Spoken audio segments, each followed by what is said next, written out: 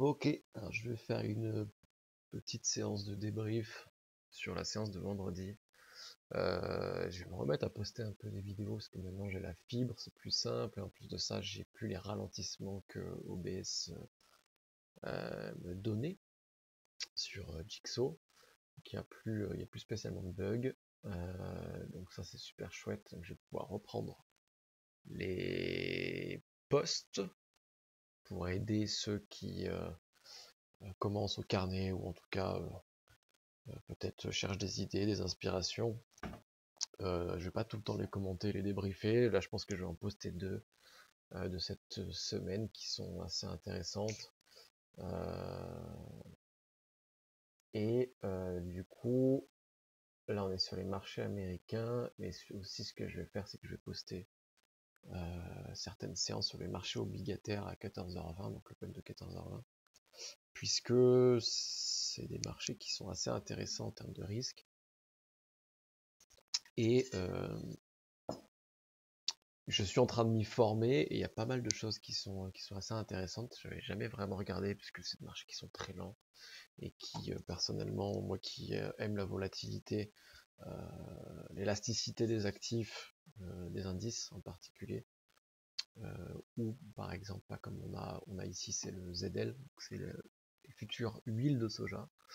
C'est pas le futur le plus intéressant, mais en termes de dynamique, et surtout aussi de risque, il est pas très cher, donc ça fait un actif intéressant.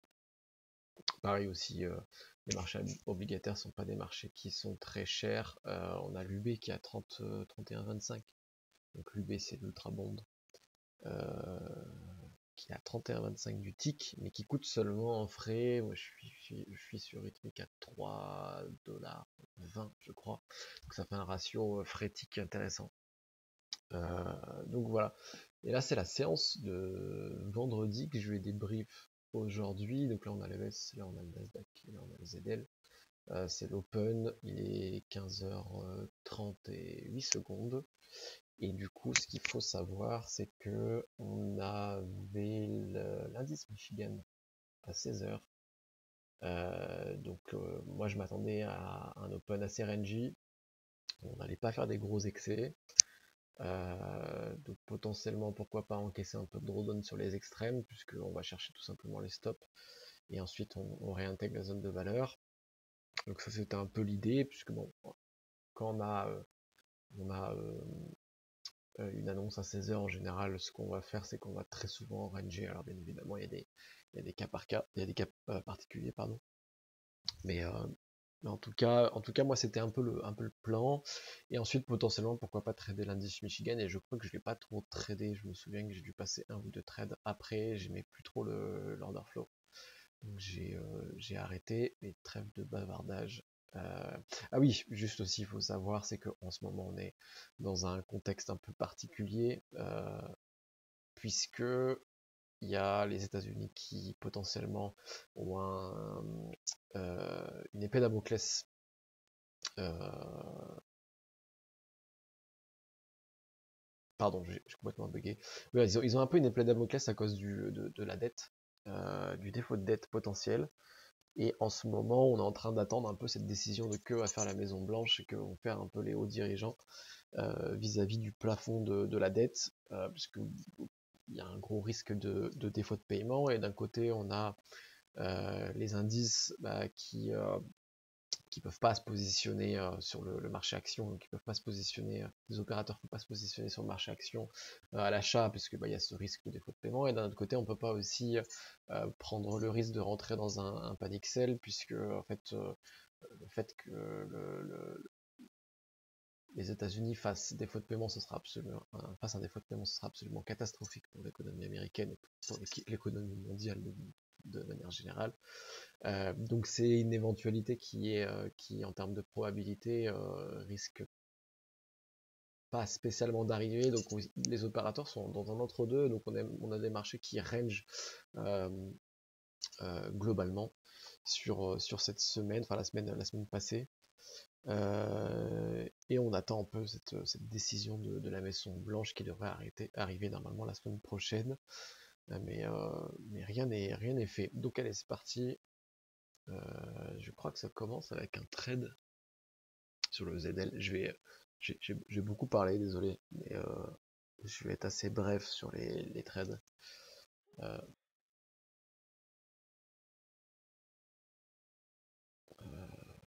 je sais pas, on va couper ça, c'est du son.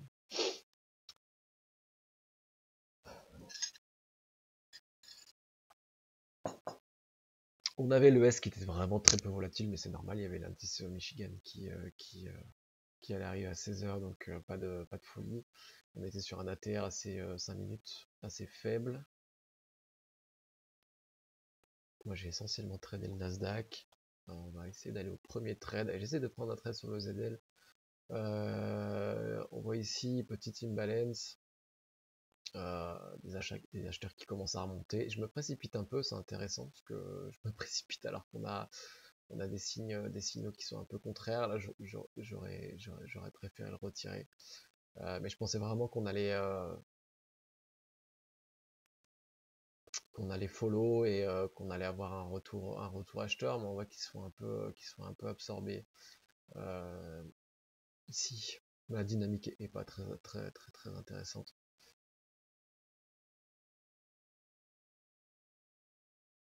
On voit que les stops sont touchés, ça rentre dans les stops, et moi je fais partie des stops. Donc voilà, il fait souvent ça le ZL.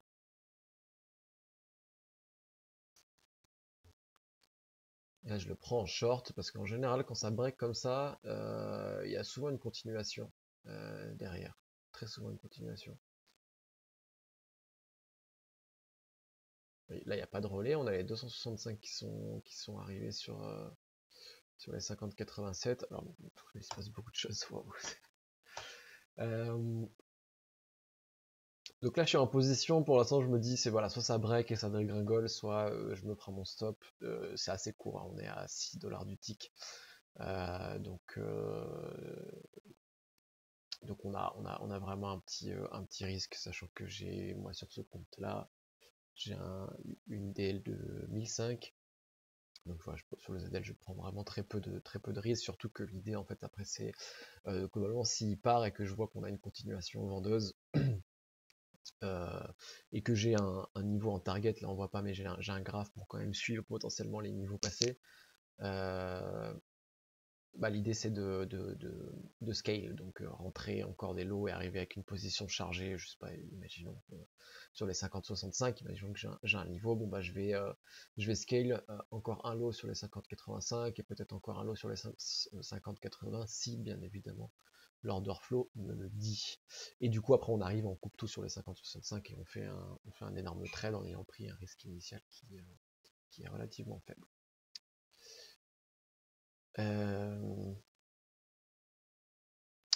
Là du coup je me retrouve en alors malheureusement j'avais mis pause et j'ai pas relancé la vidéo et j'étais en train de parler tout seul comme un ignare.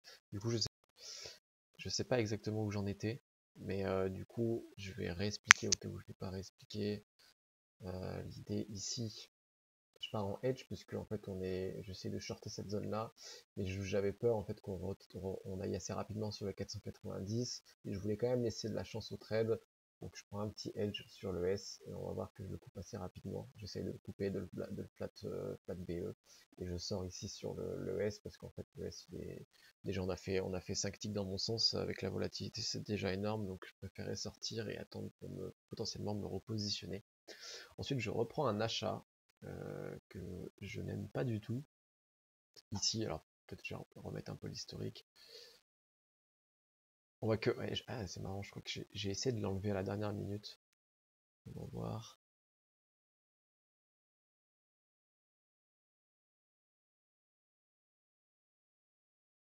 Ouais, j'ai pas eu le temps de l'enlever, je pense. Mais j'aurais peut-être dû couper en fait rapidement si j'avais voulu couper ici. J'aime pas trop cet achat parce qu'on est sur les proches de la VH, puis c'est un achat qui est assez haut. Comme l'idée dans cette open, c'était un open RNG. L'idée qu'on achète sur les 80 pour ensuite aller chercher les 90 Donc, puis potentiellement un breakout, c'est assez alambiqué, c'est possible. Mais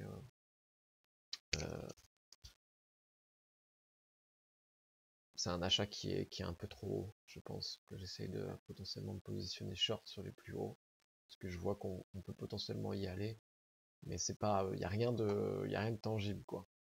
On est vraiment dans le flou, donc le mieux c'est de pas prendre de position pour l'instant, et c'est bien que je n'en prenne pas.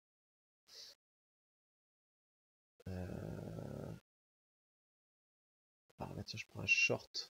Je crois que ça va se passer assez rapidement. Je prends une petite zone d'absorption, de bataille. Là, je rentre. Ok, pourquoi pas.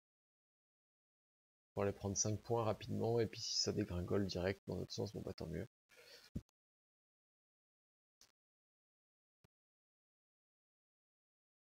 C'est ce qui se passe, ça bloque un peu juste avant POC. Dommage. Ah, je suis sorti trop tôt là. J'aurais pu au moins viser POC, voire plus. Bah, j'essaye de rentrer parce que j'ai compris ma connerie.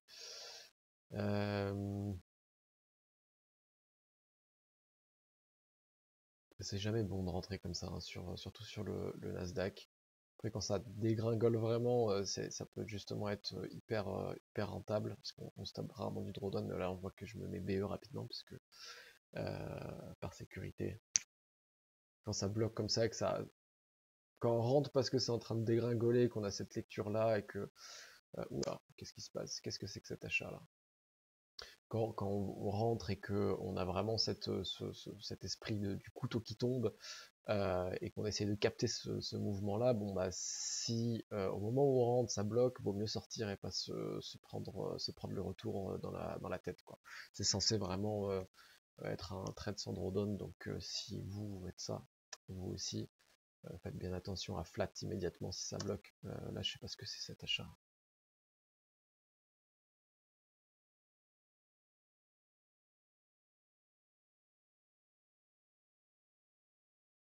Là comme ça, j'ai pas du tout envie de me voir acheteur ici.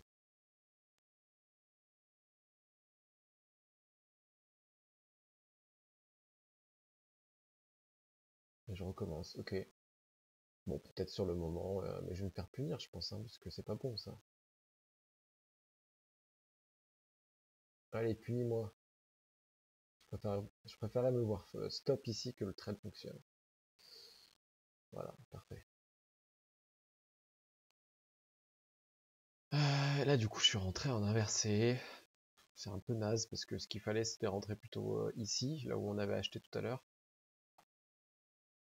Mais globalement, je préfère largement me voir short ici et encaisser peut-être un petit drawdown, voire un drawdown moyen que me positionner à l'achat. Donc ici, ouais, ça c'est parfait. Un petit scale ici et là. Pour l'instant, ça me va très bien. L'idée c'est que ici la zone elle a été rejetée assez rapidement et on préfère largement échanger par ici. Globalement, vu la journée de range auquel on s'attend, bon bah réintégrer VAL, enfin aller toucher VAL, voire potentiellement les extrêmes, et si on fait des plans sur la comète, aller faire un break, c'est pas mal. Donc on se fera un petit drawdown, mais pour l'instant ça va. Moi j'aimerais bien me voir le NAS venir exécuter 79,25 ici, juste au-dessus du pot. Je pars en edge sur le S. Ok, c'est créatif.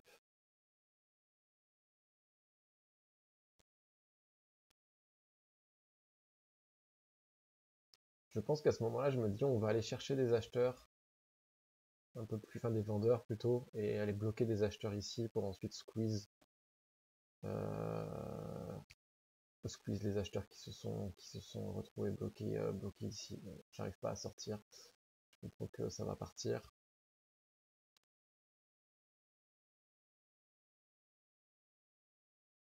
Et là, j'essaye de scale. Là, j'essaye de rentrer un deuxième lot sur le Nasdaq parce que je vois que on est vraiment dans une bonne position. Après, est-ce que le marché va nous donner raison? Ça, c'est toute autre chose. Pour l'instant, il nous donne plutôt raison.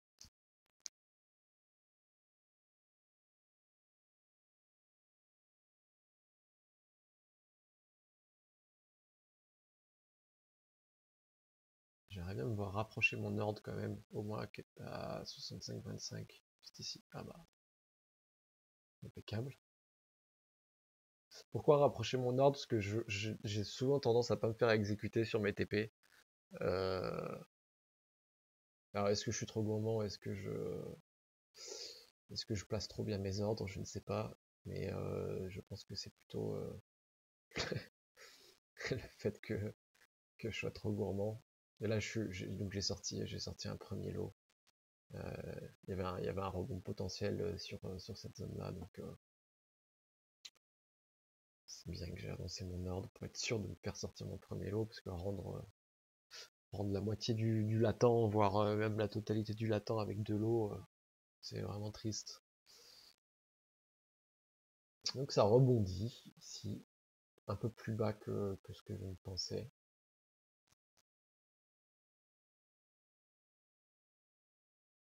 Ouais, toujours baissier, hein.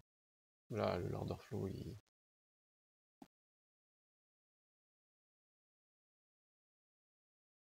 j'attends mon petit short sur le ZL patiemment. Ok, il y a un achat ici, pourquoi?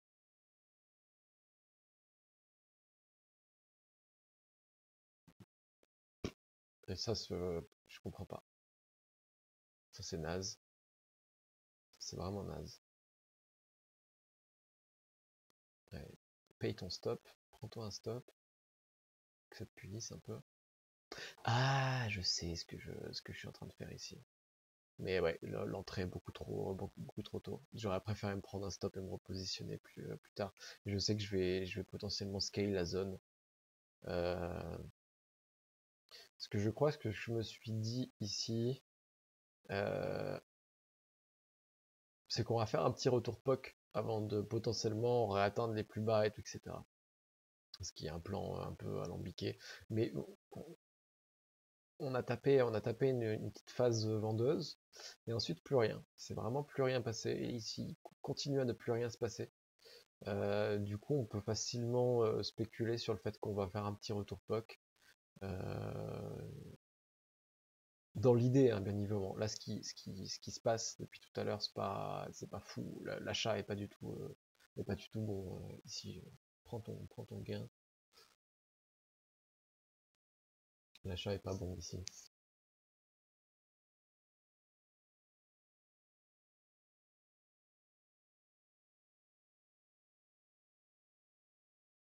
Il est trop, en fait, le risque ici qu'on vienne chercher ces niveaux-là est trop important, même s'il y a dans cette idée de scale. Putain,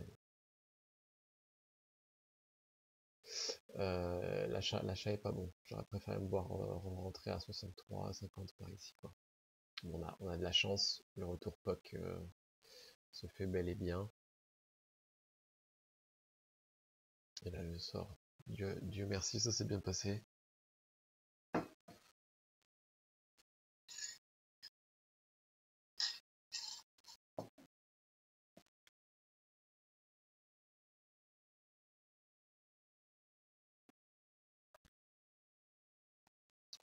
Ok, trade suivant. Il est quelle heure là? 45. Je suis là-dedans. On a un VIX en ce moment qui est vraiment très bas, et j'ai posté la TR 2,1 sur le S. Donc c'est la TR 5 minutes, donc c'est mon référent pour la volatilité. 2,1, c'est vraiment vraiment très bas, sachant que les Open d'il y a encore quelques semaines, quelques mois je dirais, se faisaient encore largement au-dessus de 5, à minima au-dessus de 5. Et là, depuis quelques temps, le S est vraiment très liquide, quoi qu'il s'est encore un peu déliquidé, je sais pas si le terme si le terme existe, mais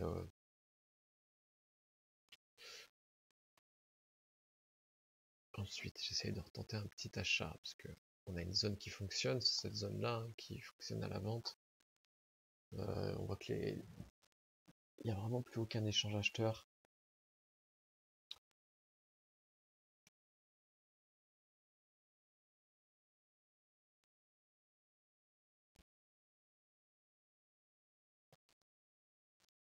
Ok, j'abandonne mon short, essayer d'attendre le long plus bas. Pour l'instant, pourquoi pas, il se passe rien. Je vais avancer rapidement, pas perdre de temps. À ce moment-là, le marché n'est pas très intéressant.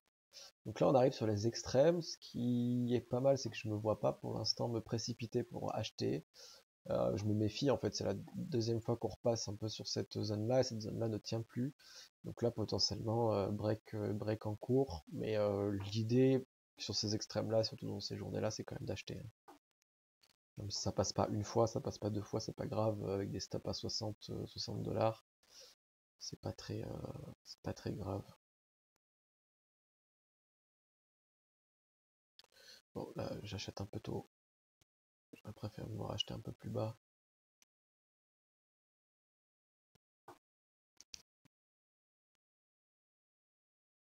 Et là, on n'a aucun relais acheteur, donc là, c'était le flat. Il fallait flatter instantanément. Et attendre peut-être d'acheter, retenter sa chance ici sur les 52, 49. Là, je me prends un gros drawdown, du coup.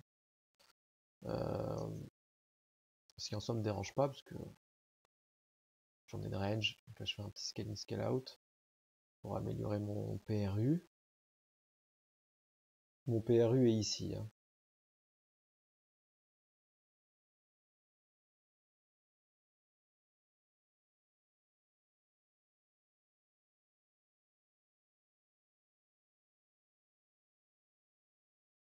Non, pardon, mon PRU est ici, pardon. Ici, c'est mon dernier lot que j'ai rentré tout à l'heure.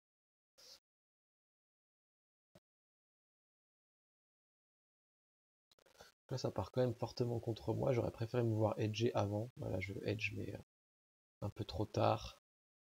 Drawdown, c'est intéressant parce qu'on a un équilibre qui est vraiment pas important. Mais en fait, si j'ai plus le réflexe avec le S, je edge de moins en moins parce qu'ils sont assez, c'est assez tricky en ce moment la corrélation entre les deux. Mais du coup, on a 400 de drawdown ici pour 125 de draw up sur le S. Et en fait, j'aurais dû rentrer 3 ou 4 lots. Puisqu'en ce moment c'est plus ça, c'est un Nasdaq équivaut à peu près à 4 ES. Et si j'avais rentré 4 ES, on serait dans un déséquilibre qui serait un peu plus intéressant, où je serais à 250 ici, pour 400 là.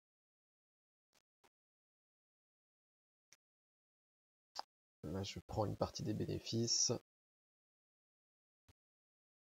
Je coupe parce qu'on a un petit relais acheteur.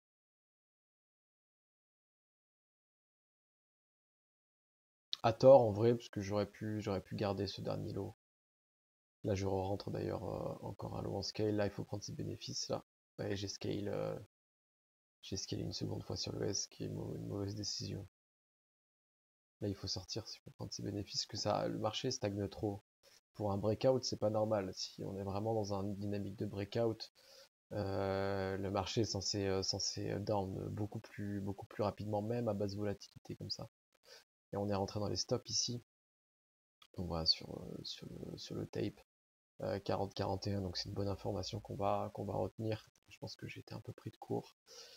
Et du coup, là, ce qu'on cherche à faire, c'est à améliorer notre PRU. Donc, on fait du scale in, scale out. Là, on a un lot. On cherche à en rentrer un deuxième pour le sortir sur les 451. Et en fait, il va ranger, et puis à un moment, paf, il va repartir. Et on va se prendre un joli. On sera positionné dans le squeeze. Là, je place mes lots. Je place mes lots, c'est un réflexe au cas où il y a vraiment un squeeze très violent. Là, c'est un peu pas grand chose. Vu la volatilité, on a largement le temps. Là, j'ai un petit bug. J'ai pas été exécuté. J'ai eu des petits bugs d'exécution sur Rhythmic vendredi. Mais là, je suis sorti en fait au moment où ça a hit. Donc là, on l'a vu le squeeze, hein, tous les vendeurs qui se sont retrouvés bloqués ici, ils ont été vus obligés de sortir, soit avec leur stop market, soit ils sont sortis market manuellement.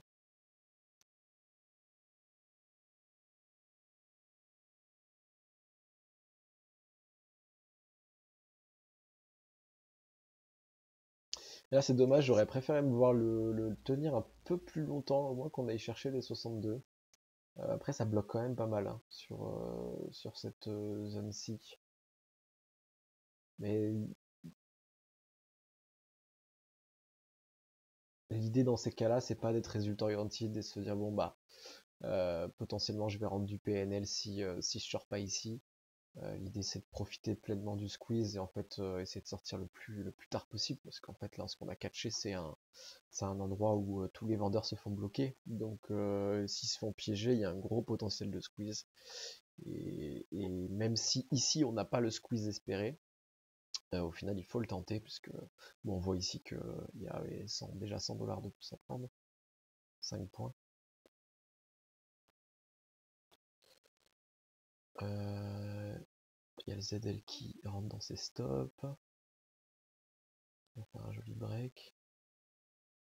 Et là, du coup, c'est la pause normalement. Ah oui, c'est ça, pause avant l'annonce. Je fais toujours une petite pause après 25 minutes de trading. Je vous le conseille. En général, ce que je fais, c'est que je me mets sur mon marcheur et je marche en mode statique. Ça fait du bien, ça permet de décompresser un peu et puis de reprendre, de recharger un peu la concentration.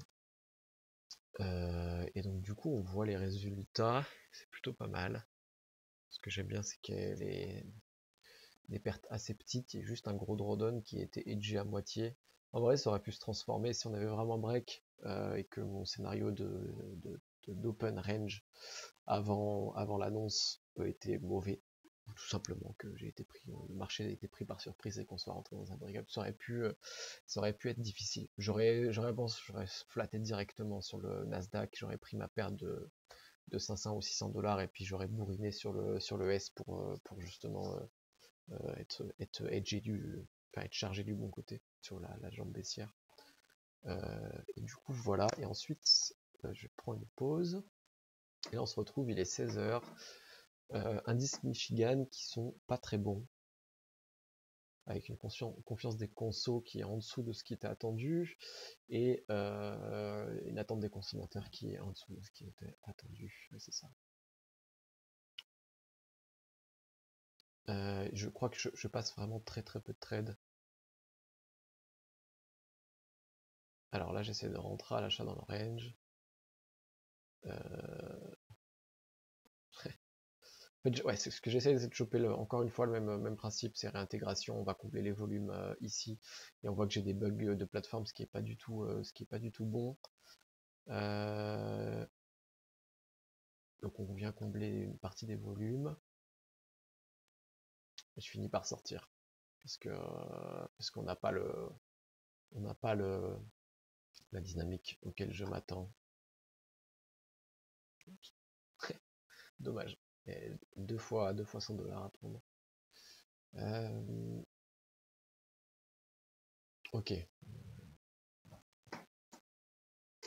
C'est intéressant parce qu'on prend en compte, on voit qu'il y a un peu de spoofing. Je pense que c'est du spoofing ça. Ça a été exécuté. Donc là ici, ce qu'on va chercher, c'est chercher un point short, parce qu'on a les indices Michigan qui sont mauvais. Un flux qui est acheteur, on travaille les plus bas, on fait des plus bas de plus en plus bas. Donc l'idée c'est de vendre les derniers prix qui ont été vendus. On voit que j'arrive même pas à me faire exécuter là, donc je rentre. Et là je fais une très grosse erreur, je coupe mon trade. Ça je m'en souviens bien, je m'en suis un peu voulu après, je coupe mon trade. Il n'y a aucune raison de... Là j'ai une entrée qui est juste parfaite, et en fait, ici, en fait, ça c'est très intéressant de noter ça quand vous tradez une dynamique. Vous êtes positionné ici, vous ne faites pas exécuter. Vous rentrez, vous n'avez pas de drawdown. Ok? Quasiment pas, j'ai peut-être un tick, non j'ai même pas un tick. On dégringole, on arrive très très très rapidement sur les plus bas. Donc il n'y a pas de, si vous voulez, il n'y a pas de, les vendeurs ne peinent pas à arriver sur les plus bas. Donc ça veut dire que ces plus bas là, ils sont pas rachetés. Ensuite, bon, moi je coupe. Imaginons qu'on soit encore en position. On a une imbalance, on a plus de, bon, elle est très légère, hein, mais on a plus de vendeurs que d'acheteurs sur les plus bas. On attaque encore les plus bas. Donc là, typiquement, on se positionne avec un trail stop 21,25, 21,50 pour sécuriser. Là, on fait un break. On rentre dans les stops. On se préparerait potentiellement à flat, mais ça continue, donc toujours très intéressant. On fait un suivi à 18. Là, les vendeurs, ils ont un peu plus de mal à rentrer, mais ils rentrent quand même. Là, on continue. C'est gros sell-off. Là, on a un peu plus d'acheteurs qui reviennent. Là, on coupe. Pour moi, ici, on coupe. On va pas prendre le risque de voir le prix remonter, même si ça peut continuer à dégringoler en vrai, hein. Mais vous voyez que l'idée, ce serait de sortir du coup sur les 13, 13,50. On va sortir sur les 13, et moi, je suis sorti comme un clochard. Là, c'est typiquement, en fait, ce qui s'est passé, c'est que c'est une décision psychologique, c'est pas une décision rationnelle, il n'y a aucune raison de sortir. Et j'en suis voulu un peu parce qu'en fait, on rattaquait un petit peu les plus bas, et je me souviens que j'ai eu cette pensée-là où j'avais peur que on revienne directement sur les 26. Il n'y a aucune raison de sortir là et d'avoir peur de scénarios qu'on imagine dans notre tête, quoi. L'important, c'est de rester factuel. Donc au final, moi je sors sur les 21 quand on aurait pu prendre 7 points de. 7 points de. Je suis sorti sur les 21.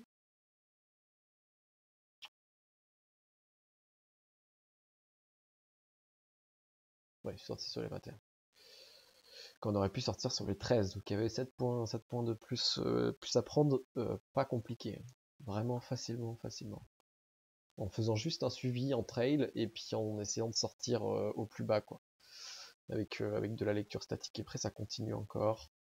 Je prends un dernier trade. Je crois. Alors, on va essayer de voir pourquoi est-ce que je rentre.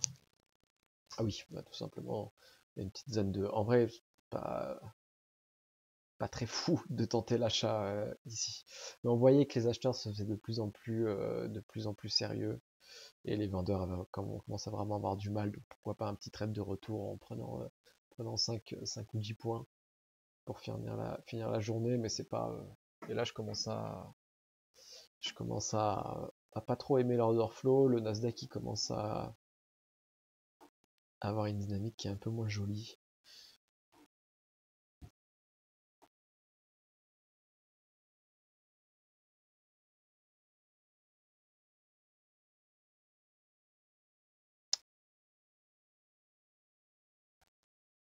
Bah, du coup, j'avais pas prévu de la débriefer en audio, celle-ci. Mais voilà, après on se retrouve sur des zones qui ne m'intéressaient pas.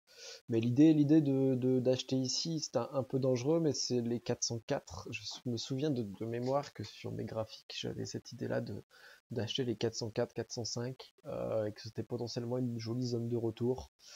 Surtout, ce qui est intéressant, c'est qu'on a vu une lampée de stop ici. Donc le potentiel de retour, il est assez important, au moins d'aller revenir chercher les 18. Je crois que c'est ce qui se passe, c'est ce qui se passe après.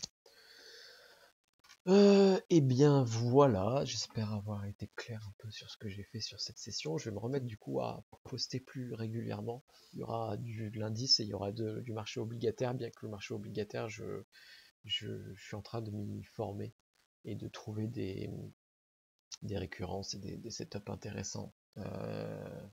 C'est assez difficile pour moi parce que je suis pas un très bon lecteur statique.